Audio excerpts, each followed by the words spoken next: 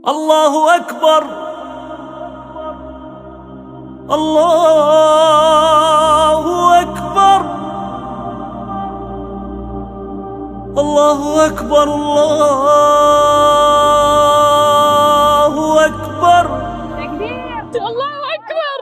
Before starting to say anything, as we said before in our previous clips, the ones who run the planet have always been much in love with Hegel and has used this philosophical context time and time again throughout all these years, believe it or not.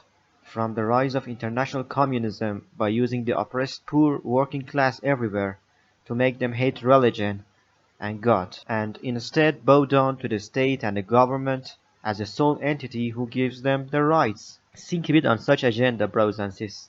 Anti-Sezes, namely oppressing the poor working class everywhere for years, then creating the censuses by brainwashing them through using propaganda that God and religion is behind all this, and the very notion of God should get eradicated, and instead it's a state that should be God and worship alone. Well, it didn't stop like this, cause they got to know that human being can't live godless and without God. Just see the extent of paganism in the human history. So they planned to create a new religion, the religion of anti-God, namely against the very notion that we are here to get examined by God with our deeds here in this world, and there will be heaven and hellfire ahead. They want to eradicate the very roots of such notion, bros and sis. Well, the new story began like this. Did you know, right at the same time, the godless atheistic communism fell apart in 1991 on the other side of the planet, there in the US, there was a huge chaos happening in between black folks and whites. The poor black community living in the ghettos in big cities, where the whites lived in luxury skyscrapers. You know what? The amazing story was that the blacks were getting armed by the arms sellers who were white. The drug sellers who were also white. The rich white was oppressing the black community, making them live in ghettos with no basic education or food, and at the same time giving them free weapons and drugs to use. And at last, after a while, by the media who was owned by the same white men, the black community, especially the black youth, was getting branding as terrorists and street thugs. Imagine? Well, it's just the start of the story, folks. Stay with me up until the last. In 2001, all of a sudden, after the so-called 9/11 terrorist incidents, America attacked Afghanistan, which was controlled by Taliban in the name of fighting terrorism.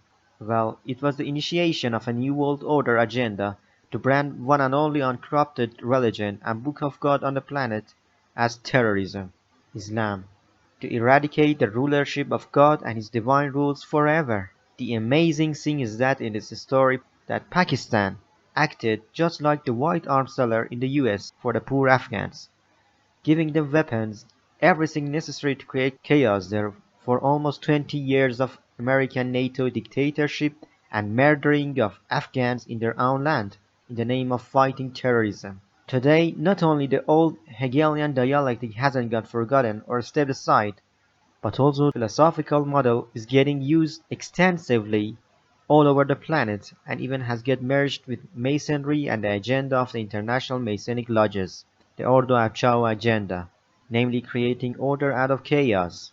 Have you ever thought from where these ISIS men coming? And why the hell they are blowing themselves up everywhere, killing innocents and at the same time taking their own lives too?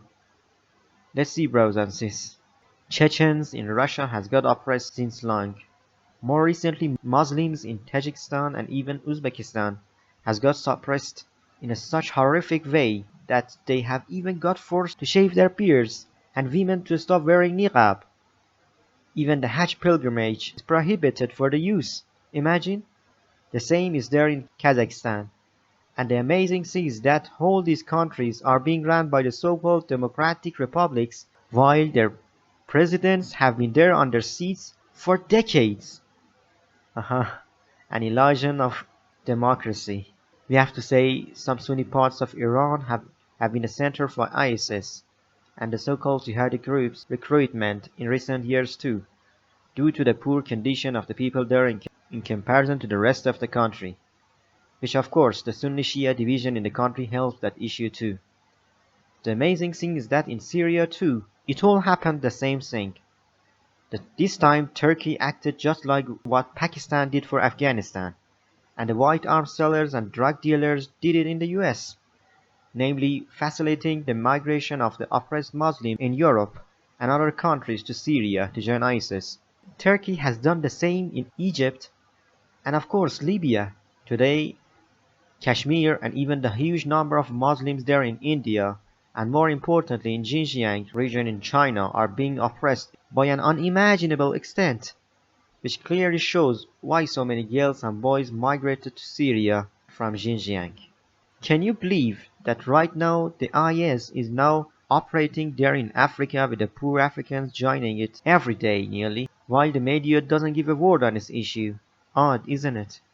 Well, it's all about eradicating political Islam, namely using the IS agenda as an antithesis, so that secularism rises up in the name of freedom and human values as synthesis, in order to eradicate the very remaining roots of the rulership of God and His divine revelations and rules, eradicating the very idea of believing in this world as a trial made by God to judge us in the judgment day in the hereafter. All of which is done to bring up a new version of religion, which is rooted in the third eye and the occult energy behind it. Have you seen the third eye symbol in the dollar bill? The six-pointed sigil of Jews, or the eight-pointed sigil branded as the symbol of Islam. All of them are rooted in shamanism, not the real religion of Abraham, which was against the very basics of shamanism, and even branded it as Satanism. No wonder why they have kept women and children, especially the European-born ones, in Al-Hol and Al-Roj camps in Syria for years. Even so, they themselves know that living in such harsh conditions make the women and children there more radical than ever.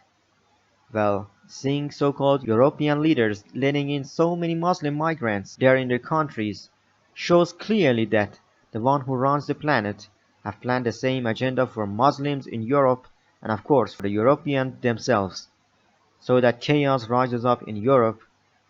Europeans and Muslims knock each other out so that Europe get integrated with Asia and the new world order of Eurasia with the eight-pointed sigil of chaos get its shape through the Masonic motto of Urdu Abchal, an order getting created out of chaos.